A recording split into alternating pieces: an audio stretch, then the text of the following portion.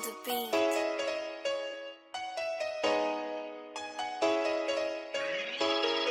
Welcome to round 8 of the Supercoach Take podcasts. We have a lot on the agenda today. Bye rounds preparation, defenders, midfielders, which rookies we hold through the buys. Are we going to get perfect midfields? And then the forward line. A lot of forwards have gone down this round.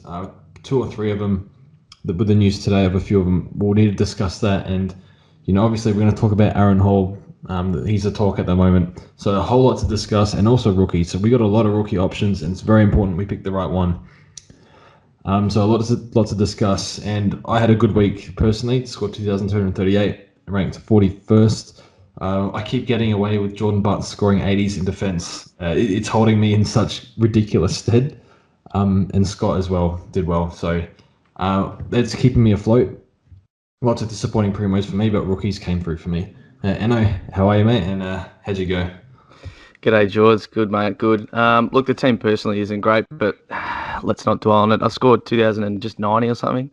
So, yeah, pretty terrible week again from me. Went backwards again. So, backwards every week since round 2, mate. So, I need to turn that around for 1 week. Just want to see the up arrow just for once, I reckon. But rookies that I've traded out, scoring well, that's the main thing. And then a couple of primos. I know we both have Brayshaw, had a down week, and I still have Tech, so should have got rid of him a couple of weeks ago. But anyway, he's going this week, so hopefully we go in the right direction this week. Bloody Tex. I was so tempted. I got the fever, mate, and it killed me. Yeah, I think it was still fine. It was just the scoring was still fine. It's the fact that I traded out Powell and he scored brilliantly. He's like, how's he got not a nomination yet? I reckon he should be winning the thing at the end of the year, but he'll get it soon. He's a gun, and I traded out Scott too, like a month ago when Caleb went out. I thought he would be the one to be dropped when he came back in, but anyway, we move on. That's right. I think we've all traded out a few good rooks. True. It's been so punishing this year. It's just absurd. Like me, you have no Powell, I have no Jordan, and it's absolutely killed both of us. Yeah. Well, I have a lot of my rank's still good, but it's like what could have been if I'd. Oh, if you held Cozzy as well, and Bergman, yeah. At least I still have them. I haven't been punished for it yet though, because now we're burning through cash. So when cash runs out in 2 weeks, then it's that the effects will start being felt then. But it's fine. But yeah, so the leagues are doing okay. We're 17 out of 30 of the top 35. So it is a bit reassuring for us that our leagues are doing so well. Just because I feel like I more or less highlight on the things I do wrong. Possibly some bad calls. It's really hot on Dev Robertson. Hopefully he comes good, but that has been a failed trade-in so far. But we'll see how that plays out over the next few weeks. But yeah, we're doing okay. So you take that. My league, mate. In 5th. It's in 5th. So. Yeah, you're better at drafting. I'll take that. Yeah. But yeah, we're doing well. So I think we can go straight into the hot topics for this week. First topic, before we get into the defenders, mids, and forwards, is cash generation, and are you concerned with it? Because fingers crossed Waterman comes back. I think we're all in the same boat with Tom Highmore. Ratton was on Fox Footy, and they asked him about Highmore, and he's like, yeah, he's doing well in the VFL, but the team's doing well as well. So it's kind of said to me that he's not really not pressing super. Not being looked at. That makes sense. Yeah, it's it's not urgent to bring him in. Put it that way. Muddled up my words there, but that's fine. But yeah, I still got Finn McRae. Brockman's lighting. I wouldn't say lighting it up, but doing a few good things in the VFL. But the thing with Brockman is they said that he needs to work on his consistency, which makes me think that they still want to give him consistent run, make sure he's consistent in the VFL. But maybe he plays, so we'll see about that. It'd be nice. They have North down. Yeah. So it would be very nice if he could. Yeah.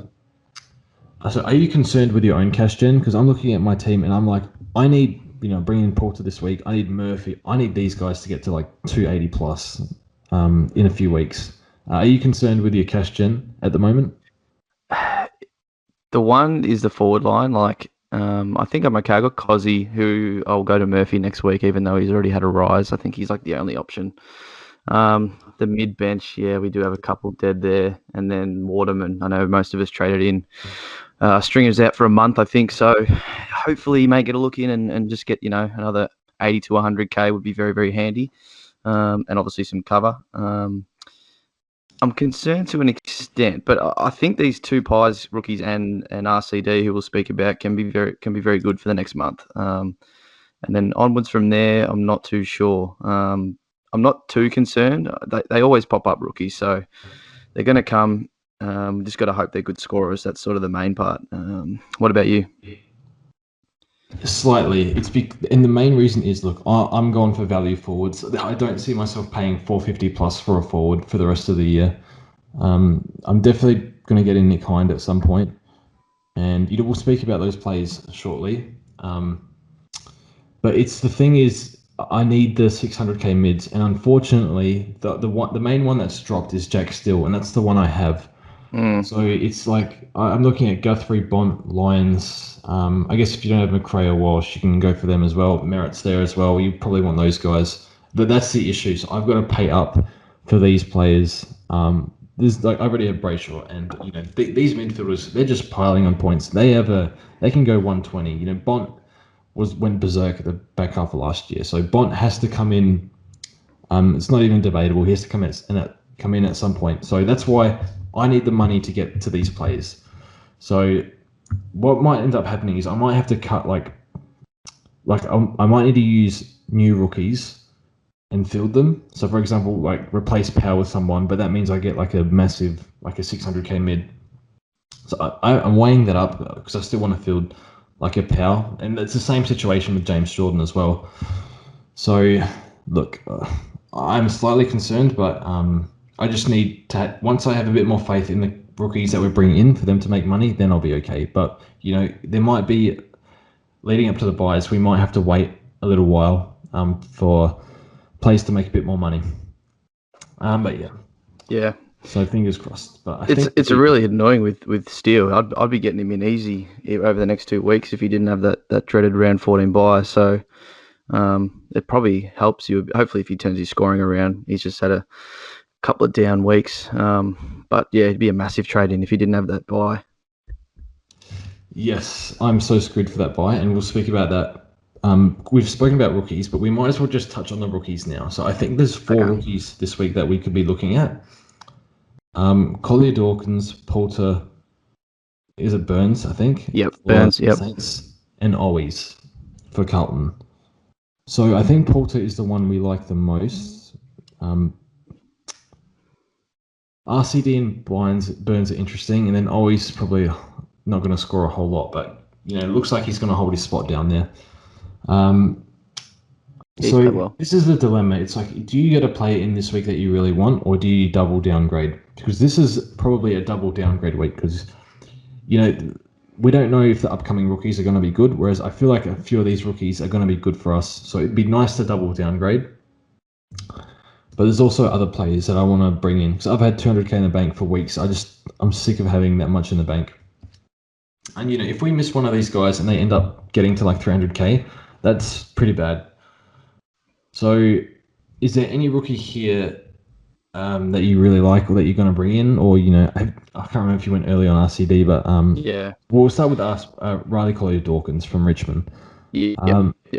Well, do you have any thoughts on him? Are you happy that you brought him in? What are your expectations for RCD? Yeah, well, me and JD were talking last week, because I think he did the same thing, that with these options we had coming up, Poulter and Burns and RCD obviously on this week, we thought we probably had to go one this week if we wanted to continue upgrading, or in my case, having to sideways tech. So it was a risk for sure. But I just thought with the amount of injuries we already had, and then now 2 more mids are gone for another 3 to 4 weeks. Obviously, he's JS has just gone through the roof. So he'll definitely play for the next 3 or 4 weeks, unless he's absolutely terrible, obviously gets injured himself. But as far as his game goes, he was a lot better the first week. On Friday, just a lot of turnovers and a lot of just nothing kicks. A few got smothered.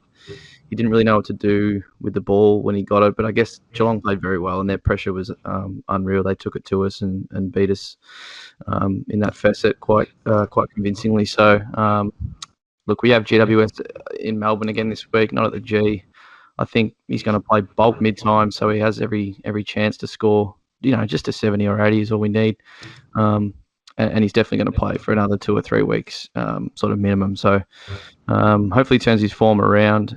He gets tackles too. I think he had 6 tackles, so you can't hate on that either. Yeah, he can definitely score. I think he had 65 in Dream Team, 40 odd in Supercoach. Yeah, just bad disposal. When I was watching Collie Dawkins, I saw he's huge, by the way. I was at the ground not far from on level 1. He's a big boy. That's kind of what you want, big-bodied mid for Richmond. Anyway, I probably going to skip RCD, but I think he's definitely one you can get in. My 2 issues, look, when I was watching him, I wasn't very impressed with how he was playing. Just like everything he touched turned into something bad just about. It was like a turnover most times. He is a capable rookie, and that's the thing that's, probably hurt me the most this year is, being too in the moment with the rookies. RCD is capable, and he needs to play at a necessity. Probably the biggest issue is, does he play in that round 14 bye when they get all the plays back after the bye? Yeah. That's the round we need him, and that means we get around 9, 10, 11, 12. So it means we get 4 price rises. So that's not too bad. But you kind of want 6 weeks away. It's 6 weeks away. So all Prescott and Edwards and Shea should be back by then. Do you have Collie Dawkins ahead of Jack Ross? Based on the last game, the game just gone, Ross was better, definitely in that first half. But then everyone turned to crap in the second half, and he was similarly just as bad. He had a few turnovers himself. So I think you still go with probably Ross, just because of he's played more games, knows the system. But I see more potential in RCD for sure. But again, he's only played 2 games, and they're not going to. These 2-game players not going to be consistent out the gate. So like I trade out Power, you trade out Jordan from a poor score, and people, if they trade out Jordan, that's when they did, and he's bounced back. So it can backfire, and he may have a good string of games, but I mean, that's the thing. He is a 3-year, it's his 3rd year or 4th year in the system, so he's not a fresh rookie either. So he has that sort of background. So yeah, it's tough. I still obviously have Poulter ahead of him for sure. He's the number 1 trading, but RCD would be probably my second. RCD is probably higher ceiling than Poulter. But yeah, I thought just quickly on his game, his pressure and tackling was actually, I thought it was quite good. So that might, because that's kind of what you need at the moment in that midfield. So he has 2 weeks. Look, 2 weeks probably playing bulk midfield to prove himself. So would you bring him in? Yes or no? If you're doing 1, obviously it's Poulter. If you're doing 2, he'd be my number 2. But if you want to upgrade around him and miss RCD, I'm not gonna knock that. I can see him being the one you miss. But again, it could be one that burns people. I don't know. It's tough. I think it'll be okay. I think he just has to play. He'll get his chance. And yeah, played the Dogs and the Cats, who just pretty difficult. That's opposition. True. Yeah. So yeah, I would get him in, but I just want to do an upgrade this week. So that might be a mistake. I'll cop a points hit if I go double downgrade, and it's just, I don't know if I want to do that. Just see how it goes. But so I think you can get him in as your second. If he's your second downgrade, I guess he's the one. Porter will touch on. I think we're all getting him in because it seems like Colin would be pretty stupid to drop a young player that's doing quite well. So I know he played North, and so he's got that wing spot. Murphy's out this week, so is he the number 1 wingman now? I don't know. Yeah, Murphy was on the other wing. So side bottom's being used inside. So yeah, I think DPP is 117k as well, which is pretty nice. So I think we bring him in. I think his job security is decent. I know there's a few other young mids in the VFL doing well, but I think they've tried Porter on a wing for the past few weeks before making his debut. That's what Buck said. He's like, you're going to play on a wing, that's your spot. And he's owning it right now. And yeah, he was doing a bit of media Sunday Footy show, and you can just see the guy just oozes confidence. Yeah, I Pretty might like. laid back dude. So it seems like he handled like being on TV as an 18-year-old really really well, if that counts for anything. So yeah, I'm a fan. I want to bring him in. And would you field Porter? Yep, Okay, I I think would. he's I would. shouldn't probably not go lower than like 50. But yeah, scored an 80 on the weekend, so definitely capable. SA under 18 numbers were pretty good. I think I said in my video they were 120, but someone messaged me and said they were 105. So still reasonable, but yeah, at least he's played AFL, or SNFL last year. Even if it was under 18s, a lot of the Vic boys didn't, so that's kind of good. Yep. So yeah, we're both bringing him in. Yep. Now Burns from the Saints. I believe he had a 2-month hamstring injury before this. And you know what I'm like with that sort of stuff. But it's still a rookie. So I was reading the Saints Big Footy board, and they like his job security. His disposal was really, really good. I don't know as much about Burns as Porter and RCD. So it's kind of the question of Burns or RCD, and I just have a sort of a better read on RCD, and I'm not sure. Like I think Burns probably has to keep performing to hold his job. I think. Did you watch the Saints game? I did not. No. Yeah. I probably need to investigate this one a bit more, but the Saints board on Big Footy seem to think his job security is pretty good. I think he's been in the system 2 or 3 years. So He's played like one or two before, right? In years gone. has he? I'm not sure. I think. Anyway, I caught like the back end. I mean, he had 16 touches, so it seems like good enough. 93%. So Yeah. yeah, I mean, if you saw him, if you're confident in him and to go over RCD and sort of more confident on his job security, then I'd say go for it. I think I don't know who's threatening his spot in the twos. They did win, so you think he's safe for another week or two.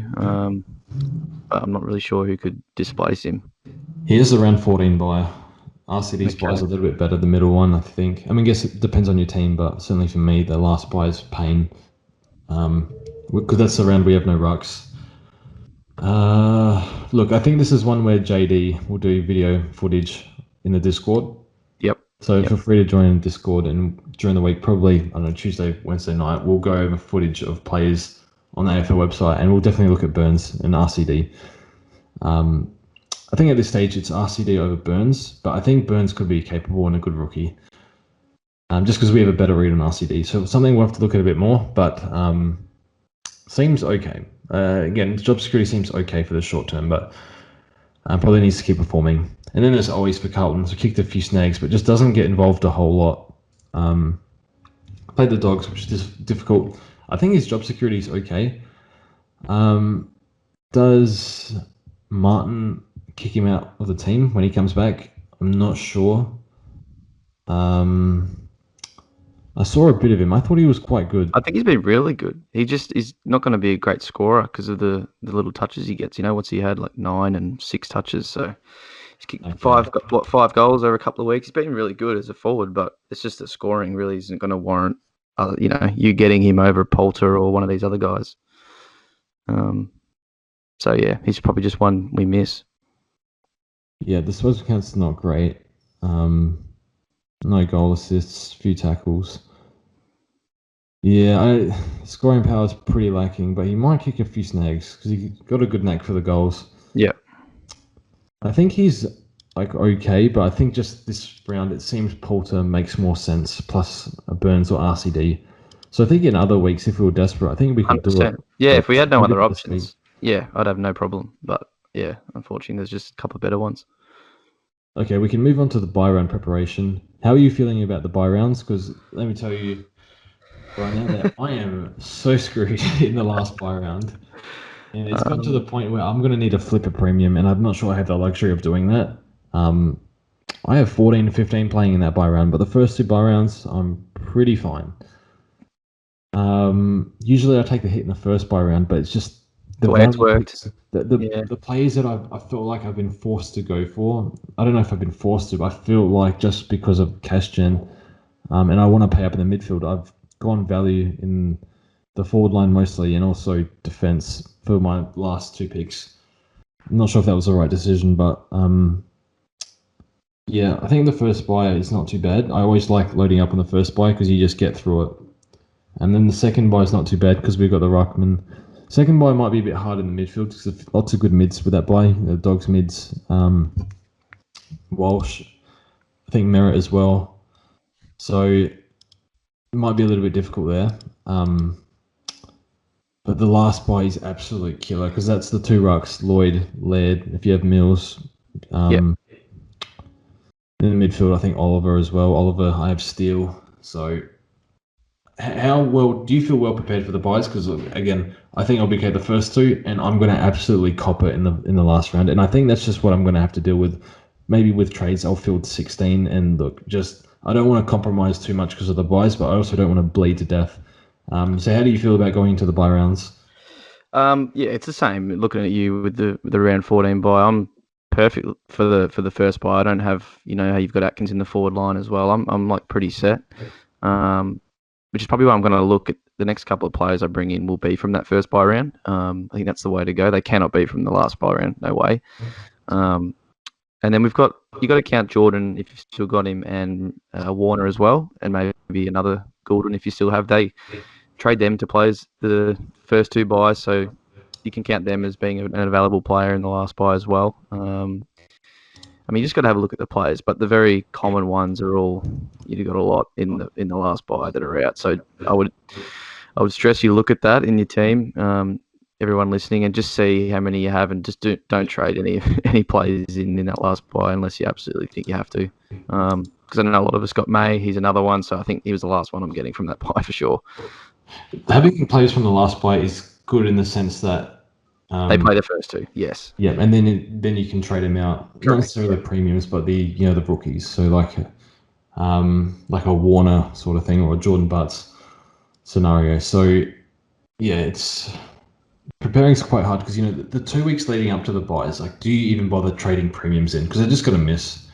Do you just like prepare cash gen, and then you prepare to upgrade during those buy rounds? I feel like that's what I want to do. In the first round, looking at Cam Guthrie, Tom Stewart, and then the second round, that'll be the second round once they've had that buys, and then the third round, it's like a Bontempelli, Jared Lyons, Jordan Ridley, those sort of players. Yeah. So I think the approach is, like, say after, like next week, do you see yourself getting any more premiums? Because next week will be round 10, so 10, 11, buy rounds round 12. Do you see yourself getting any premiums come in from like round 10 and 11? Probably just one more. I think I'm gonna be looking at probably Bailey Dale next week for my side, but yeah, I think you're right. Get the cash gen right. Make sure we get the good rookies that pop up the next couple of weeks, so we have enough cash to sort of upgrade straight after. That's definitely the plan. Yeah. So yeah, I'm prepared to cop it for 1 week, and it's just how it is. Hopefully, I have a strong in the other buy rounds. You just want 18. You want 18 scores. You don't want to look at a donut. That's all the ways away I've felt. Well, I think you can cop a donut. I think maybe one. Yeah, no more than one for me. 16 is anything less than 16 is kind of disaster. I fielded 17 last year for one round, and I think it was okay. Probably depends. Yeah, keep going. Oh, well, it's like, if you're only trading in a rookie, for example, you might only get like 30 to 70 points extra. Is that worth a trade?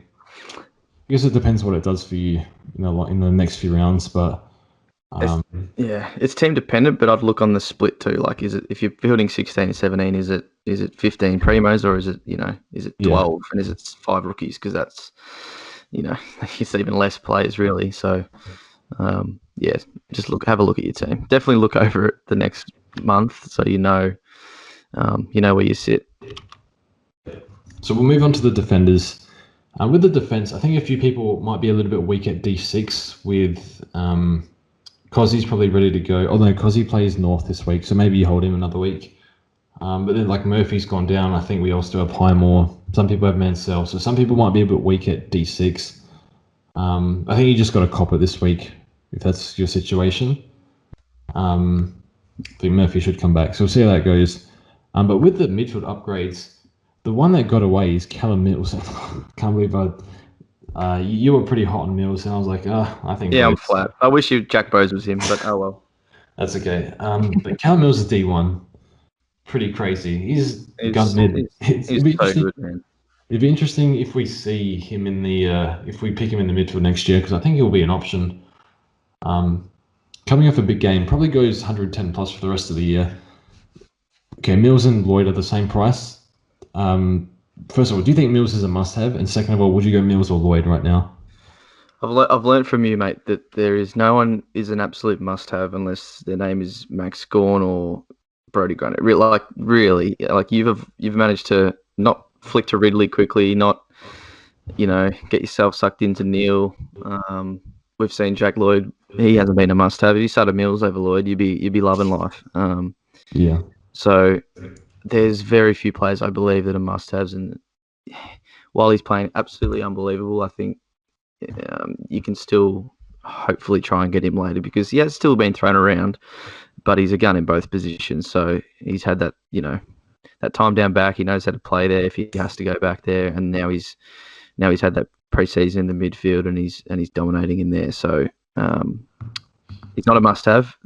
The answer to the question, but he's playing bloody well. Yeah. So are you taking Mills over Ridley? I'm not Mills over Lloyd. Sorry. For the rest from here on out, I think so. I think we've shown that Lloyd's sort of ceiling has dropped off a bit. He's not getting as many points as he was doing the same sort of stuff. And Mills is just playing unreal. The thing is, can he keep this up? And if he plays a full year of midfield of his first time doing it, can he play out a full length season doing it? You think he can? Yeah. He's a gun. It's such a hard call. Yeah. Bloody hell. He was 520, man. Oh my goodness. That's such a steal. Yep. Oh well. But yeah. Well, I don't know if you have it. It's funny how this game, like, fear drives so much. I've learned this in the bloody stock market this year. The bloody high growth sell-off. That's another story, but like fear drives the market. Sure, I've put my money in like the safest shares you can possibly do right now. Learning some lessons there, but it's just funny how fear drives so many decisions, like with rookies, with like players I feel like I need. You've done well, honestly, especially Ridley. I know that was a sort of a lucky break, but his role has diminished. If I guess we're speaking on him next on the run sheet. So yeah, Ridley, what I think I said to you last week, there's no way you still don't get him in. I mean, he's 488 and his break even's still 120, fairly high. So you get another look at him. But what did you notice sort of with his role on the weekend? We played on Toby Green. So that's what happened when he played on. Been doing that, yeah. Like when he played on Heaney, obviously Heaney's such a threat that you gotta man him up. Like you can't let Heaney go free. And then that's when Heaney went down because he punched someone and broke his wrist like a moron that he is. No, sorry, he's not a moron, but so the injury. Sorry, there's a history there. The hate from the 2 years ago just came out. No, I like Heaney as a player. Just still salty over a few years ago, but. He's an annoying Supercoach player for sure. It's like when when Ridley switched to James Bell, he looked like an 80-point second half. And when he was on Heaney, it was like 30 or 40 points.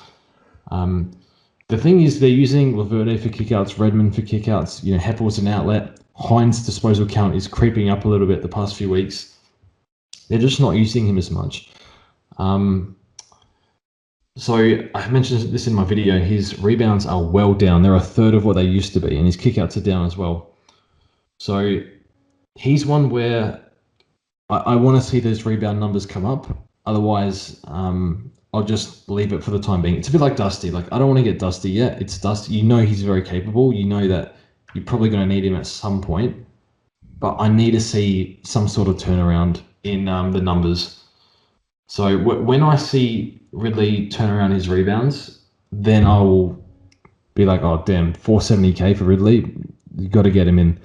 But I just need to see it. Even if he has a big spike game, then panic mode and get him in. If those numbers go back up. But I just want to make sure that he's not going to do this for the rest of the year. But I think he's too good not to be freed up. It's just, that first month was, oh my God, it was just pain every week. Like I don't know. It was like impossible for him to go under 125. Yeah. But yeah, So he didn't really intercept at all. Wasn't able to. I only saw the first half. I just didn't notice him as much. I think in the first half he was doing a fair bit. It was looking at the numbers. The second half he dropped off. And JD mentioned in his video he was cramping up a bit. That's why I think he was on 75, 80 or something at 3/4 time, and then fourth quarter he didn't do a whole lot.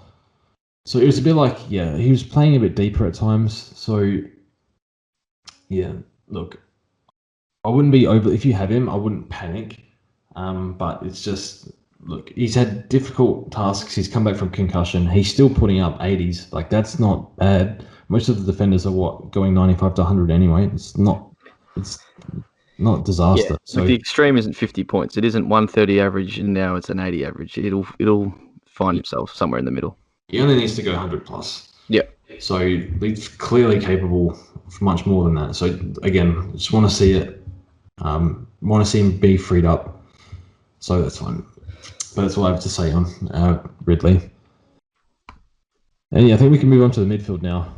So midfield, this is where the FOMO sort of kicks in, where like these 120 mids now need to get them in. I think it's like you're just seeing, especially this week. Like I didn't have Tom Mitchell, didn't have Lyons, didn't have Guthrie, bloody Taranto, dude. Oh my god. Yeah. Plays Richmond this week, who have like their 4 first choice midfielders out, apart from Dusty, but he's out of form. Yeah. Hopefully he bounces back. So, actually, Tom Mitchell, are you planning to get Tom Mitchell in? The buy is really, really good. I kind of wish I did last week now, but May sort of just with that extra 100k was too good to pass up. But he looked really good. I watched this game actually. He looked very, very good. Back to sort of his old sort of ways. In and under, wasn't doing a lot of the heap of gulling he'd been doing lately. He was actually getting the ball out to everyone he could. I mean, they obviously weren't too great, Hawthorn, but he was doing his absolute best. What do you have, like 18 contested? So, no, he was pretty good. One of the best games I've seen him play for a long time. So, it definitely instills confidence if you're looking at him to bring him in. And 520 with the first buy, I think he's gone up really, really appealing. It's 525. Oh, you're kidding me. So, okay, interesting. Very, very tempting. I need 4 trades this week. Okay, yeah, I think that's a very good price because he's starting to play a bit better now. Plays North this week. Their midfield's like okay, but players seem to go pretty well against them. 520, that's a bargain. I think you do it if you can. Is he going to be top 8? I don't think so. I think it'll be like top 12. Around the mark. He's got 110 sort of written all over him, I think, from here. So, with the upside of what he's done in the past, which is 120 plus. So, I'm not saying he'll get to that, but yeah. I think Frico tweeted that his disposals were very effective this week. I think it was like 35 out of 40 something like that. So that hasn't really happened this year for Mitchell. So bit of FOMO. That's so cheap. It's interesting. But yeah, he's the one that you want, I think, in the midfield this week at that price. Yeah, I'm not sure. Well, we'll see. I think I'll look at him after the buy, but by then it'll probably be like 570. So that'll be a bit annoying. So Jordan and Powell. So you have Powell. You have Jordan. I have Powell. Are you holding these players through the buys? Absolutely. I think so. Yeah. I think Jordan's just Powell doesn't have the same buy, does he? But Jordan's got the last one. I think he's just. So he's going to be helpful. You can obviously flick him earlier if you don't think you need him, but he's playing really well. Rising Star nomination this week. Had 11 touches in the first quarter on the weekend. He was super. So tackling as well. So no, I think he's looked really good. I mean, Harm's back in and playing really well. Is sort of another mid in there in the mix. But I think Viney's still out for another 3 or so. So maybe when he's back and Jordan's, relegated to that sort of 5th or 6th, it might be the time to flick him. But again, that's probably right around the buys, isn't it? Yeah, definitely a hold. I would hold him over Warner to the buys. Definitely hold for the short term, no doubt. Yeah, this pick is very annoying because I don't have him, but he's honestly, I wouldn't surprise me. I think 100 plus is coming. The way he's playing, he does. Just quickly, what's crazy about his score? 95 dream team. He had 23 touches, 13 contested, but he had 6 clangers and only went at 47%. That was a ton gone begging, really. Because he got scaled pretty hard. 8 tackles as well. So yeah, it definitely is coming. Definitely hold. And Powell's an interesting one through the buys because he's the first buy. That's kind of awkward. The only way I'd trade him is if I trade him to like a Mitchell or Guthrie. He probably caps out in the next week or two. But I think I'm going to desperately need him in the last 2 buy rounds. So that means I'll have to trade him after the buy rounds. So I'm still debating whether I trade him or not. But he has a North fixture coming up. It's not too bad. I think it's just too good to trade. The good score is too much of a threat. And like you said, the help over the last 2 buy rounds, maybe especially in that last one, I think it's too good to sort of flip him yet. Yeah. I think he's a super player, man. He's really good. He should make his own brand, TP24, like Tom Brady and Pendlebury. He's so good. I rate him. I'm so upset the Crows SA boy picked Pedler, who's had groin issues for like a year, over him, but whatever. Yeah, because what pick was he like? He was picked 3rd, I think, and Pedler was picked 11, I think. Yeah, damn. One that got away. Yeah, super player. Now, just these 3 have now hit 120 average. Bond's not a pod, I don't think, but don't see him. I see him in like some teams, not like as much as McRae or Oliver. And then there's Guthrie as well and Lyons. Can you order these 3 for me in preference of which one you'd want in your team? Oh man, that's tough. So I think Bond is probably number 1, but because of the timing and the buy is probably the one you get after the buys. Lyons has the same buy. It's crazy. This is tough because I think they're all very, very good options.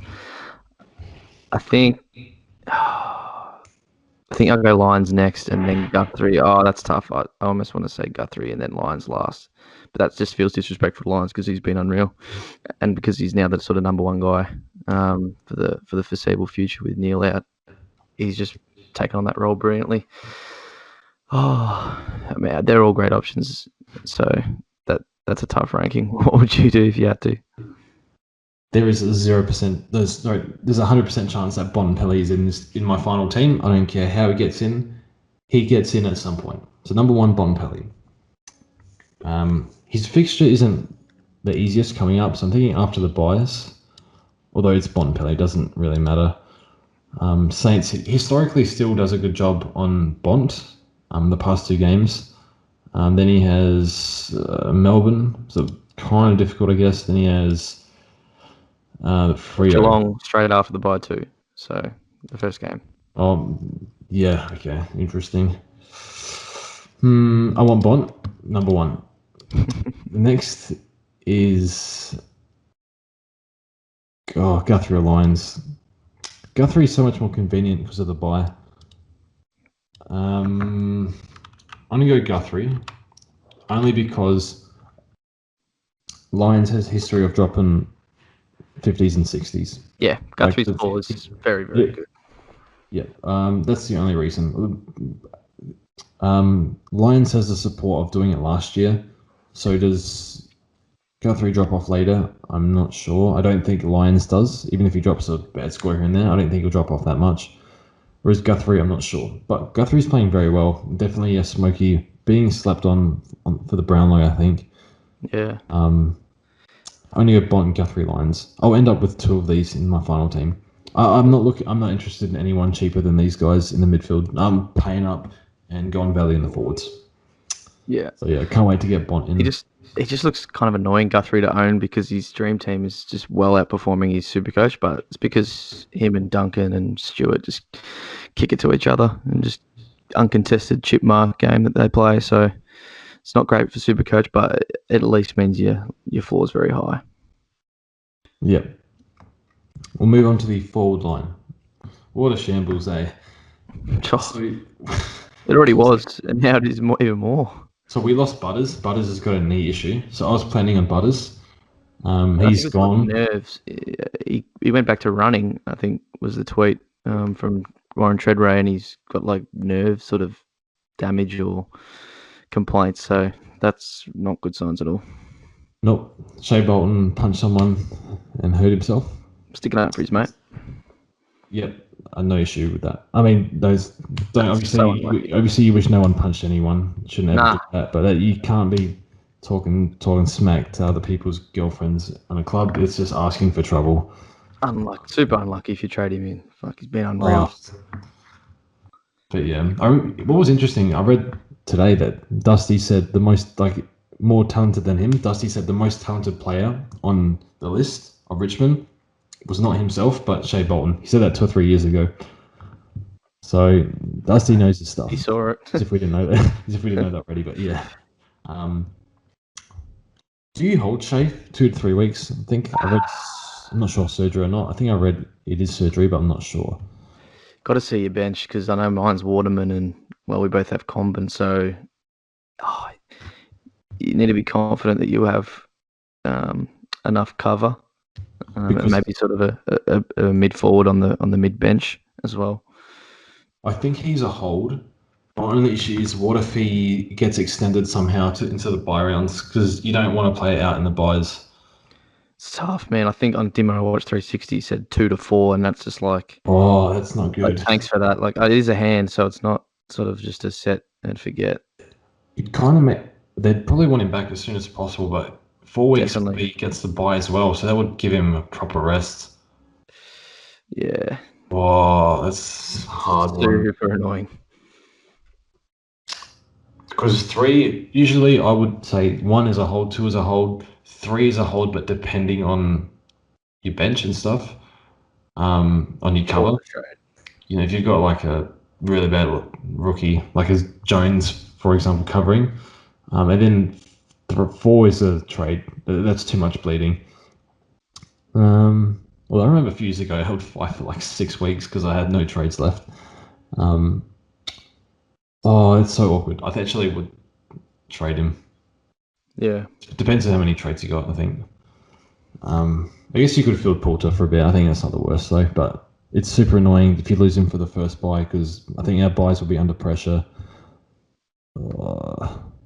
So I think if you have the trades, I think you can trade him. Some people have held trades really well. Remember, we had Zebo and MP as keepers.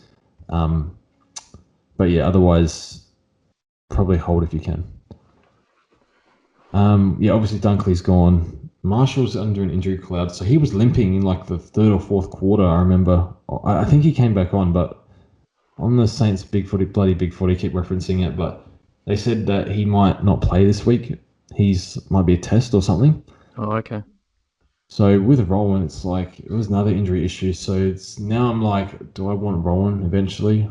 Probably, but can't be here's the last buy, so I can't get him. Maybe till after his buy, we'll have a look at him. And the thing with Rowan, I always want to leave the option open for Rowan, because if Ryder goes down, Marshall solo rucking, he's going to start piling on points. So he's one I'll look at after the buy and just not get in right now. Especially he had that foot issue. Now he's got another leg issue or something, but might be nothing. But again, just look at him after the buy. And then we are left with, we have 5 names here. There could be other names here. We've omitted Toby Green. But Bailey Dale, Nick Hind, Aaron Hall. Oh, God, Aaron Hall. We'll speak about him. Tom Atkins and Dane Zorko. So firstly, I think we can say no to Tom Atkins, even though he's around the mark. I like Atkins. It's just a lot of these other players, like Hind, Hall, even Dale, they want the ball in their hands. Yeah. Whereas Atkins' job, these players, they'll find space, they'll look for the ball, whereas Atkins will just go back to defense and be like, okay, I'm defending, you guys do stuff for the ball, and he'll win the ball himself. Yeah. He doesn't get handball receives like the other players. He does, but not as much as the other players. So I think Atkins probably capped it like mid 80s to low 90s maybe. But Yeah, he's definitely last of this group, I would yeah. say. Okay, so Zorko's in a different price range, so we'll speak about Dale, Hind, and Aaron Hall. What do you think? Which player do you like the most out of this list? And are you looking to these sort of players, or do you want to pay up for like a Zorko? Oh man, it feels like wrong to say it, but I think it is Aaron Hall just for the numbers. Like I think he's three full games. He's had 33, 37, and 33 touches. Like he's definitely capped Zeeble a bit, and he's just absolutely gulling like no tomorrow. So just because of the raw numbers, I think he would be the best option and probably the most upside option of actually averaging 100 plus. It's just the risk. I mean, a lot of the guys in the Discord are all over him, and they looked because the injury history sort of tagged on him, but it hasn't been too much at all recently. Like nothing of note. Just like I think it was like a knock, the concussion in the first or second round. That's unlucky, and then he like took time off footy just for mental health reasons. I think a couple of years ago, so it hasn't been like proper injuries. So I think he's definitely the most upside pick of the lot, and then I think I have Dale just over Hind. Would probably what I'd go with. Okay. So I think it's Hall this week, and I hated this pick initially, but The numbers don't lie. the upside is just so good. But yeah, and again, like if you're playing halfback and you're capable and you're forward eligible, like you're in almost certainly. Like Especially this year. Yeah, exactly. So with Hall, so his injury history. So last year, pretty much would have played every game, but took I think 2 weeks off for mental health. Yeah. The 2019, believe he like had a serious leg or like contact injury, which set it back for pretty much the whole year. And then this is my major issue. Well, not major, but this is the one that I don't like. Leading into round one, he had a adductor or groin strain. It was only like a 2 week thing. So yeah, it was listed as 1 to 2 weeks in the weeks leading up to round one. However, maybe he gets some attention, but the numbers are just absurd. It's like nearly a kilometre meters gained on the weekend. Yeah. Like 35 touches every game he's played. Even the first game where he was knocked out. And the game where he was knocked out, did you see how he got knocked out? Super unlucky. Yeah, I think he was on 38 as well at quarter time. Like, Yeah, exactly. So he kicked. I think he went for goal. I'm not sure if it went through or not. Like from 55 meters out, finished his shot, and then Mitch Duncan comes in and cleans him up afterward. It just like could have happened to anyone. So not worried about that. Whereas like Nathan Murphy got concussed. He's kind of reckless like historically, so it's like it can happen to him. But it's one of those things where just sometimes it just happens more often to players. But that one anyway, super unlucky. So with Aaron Hall, 410k, I think he's in for me. The price is too good, the upside is too good, and I think especially if you have more trades, I think he gets the 500k if he just has to get through a few games. Probably makes 100k, right? Bloody rookies are barely making 100k. It's just a buy, isn't it? That's another thing that comes with the pick. Okay. It's not the last buy, but in the forward line, especially because you have Atkins who has the same one, right? It's Zeeble, Impey, Hall, and Atkins, isn't it? 4 players out. And that's all the first buy. But I think you're pretty right for the first buy, aren't you, in the other line? So I have CJ and Bose, so plus Highmore, so that's a 0 in defence. So should have full midfield. Yeah, I got 9 players in and midfield. I have TP, but as long as what's his name? I think Brockman's out as well. I think I'm going to hold McNeil. McNeil's pushing up the ground a bit, so I think he's okay. He almost filled him, but yeah. So look, I think Hall's in for me. So out of Dale and Hind, I bias towards Hind. I think Dale should outscore him. Dale can go mid-90s, whereas I think Hind's ceiling is like low 90s. Hind's a tad cheaper. I don't know if Dale gets hurt when Bailey Williams comes back a little bit. And they're using Caleb Daniel. They sent him back to halfback where he played really well, back to his For a 20, quarter. 20 self. It's only for a quarter. Yeah, because he was heading for like a 40 score and then just started cooking in the fourth. 60 points. Yeah, crazy.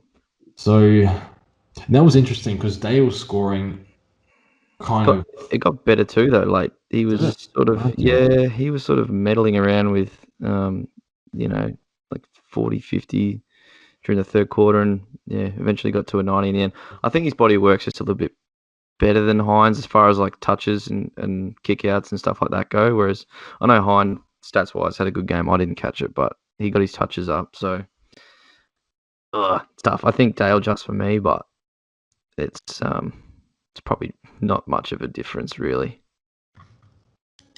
Yeah. I think they're both about the same.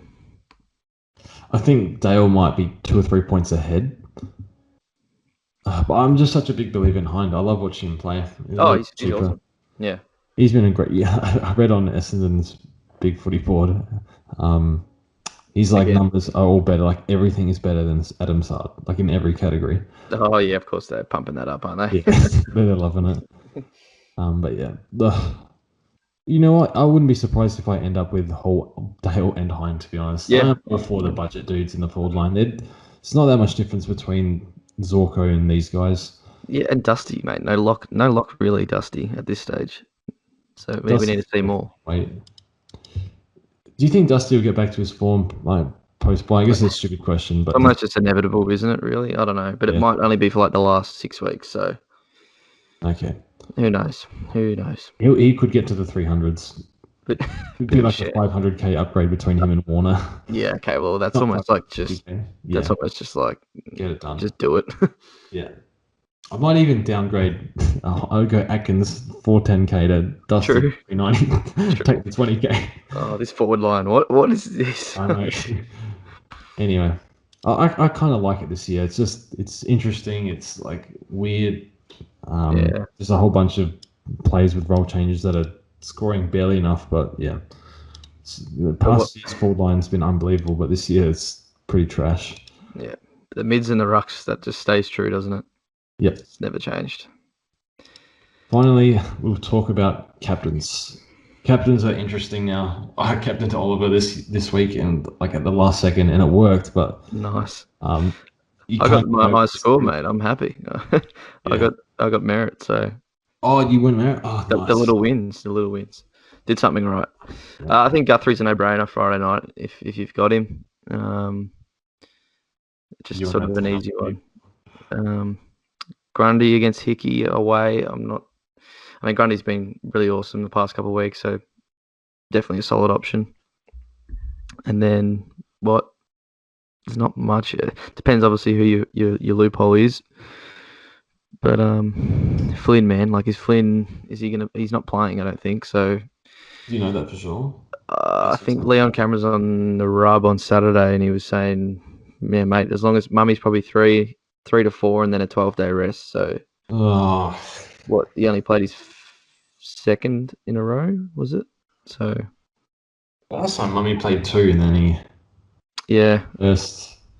It's crazy. I mean, they're undefeated with Mummy, so Flynn can piss off. I want money now. It's just like there's another 40k sitting there if he just puts the Guernsey on, but he's not. So annoying. You probably should hold him if you can, but I figure like all the other players, I was planning to get rid of McNeil in 2 weeks, and now it's like, well, I'm holding him. Even Scott's kicking over a bit, and I think Warner's got he's capable of kickstarting a little bit more. Yeah, 17 numbers actually been good for him. So yeah, I can even Dev. Oh, bloody Dev! I think I want to hold him, but I kind of need his money. If this year's taught me anything, hold. I think. Yeah. But yeah, back to captains. I don't have a loophole this year because I'm trading Flynn. This week, I won't have to do Steele vice captain again. Because you only have comp and Ds. Yeah, just do that. Steele into.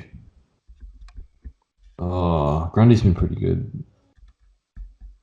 It's hard to trust everyone. I think McRae's got a really nice record at Adelaide Oval. He might be due for a big one. I might do Steele into McRae. Yeah. Merritt at Marvel against Freo. I think Aston get up that game. I like Merritt. Merritt's been really hot the last month, I think. Just keep an eye. I know Gorn had a down week 2 weeks ago, but I think Pitnet got injured, didn't he, in the Carlton game? So not sure if he gets up for this week, but if Gorn's playing, who the hell do they have behind Pitto? Like, we get team names, so we'll know early, which should be great. Yeah, that's a good thing. Hope for this week. Yeah, we'll get the team. So if Pitnet's out or Pitney, if he's out and they don't have a proper ruckman, who's their backup? They lost. I'm Phillips. just looking now. It's DeConning. So yeah. I thought he should be playing. I don't know. I just looked VFL. He did play and got 34 hitouts. So I think it'd be him if Pitnet doesn't come in. But Gorn C burnt me a couple of weeks ago, mate. So I don't know if I could do it. But he's a king. He'll bounce back. McRae, Steele into McRae for me. Yeah. One Jack McRae. Worst case, what do you get? Like 95? Not even like 105. Yeah. Other good options, yeah. Guthrie for me, and then Titch. I think if you have him, could be a good one against North. Yeah. Anyway, pleasure as always. Mate, no worries. Good luck. That's right. This was a pretty long one. We went for like an hour. Oh. Oh no, 55. That's okay. All good. Do it all again next week. And yeah, it's going to be interesting. We'll get these cheap forwards in and then pay up for the big dogs. So it should be fun. Yep. Anyway, thanks for listening, guys, and see you guys next time.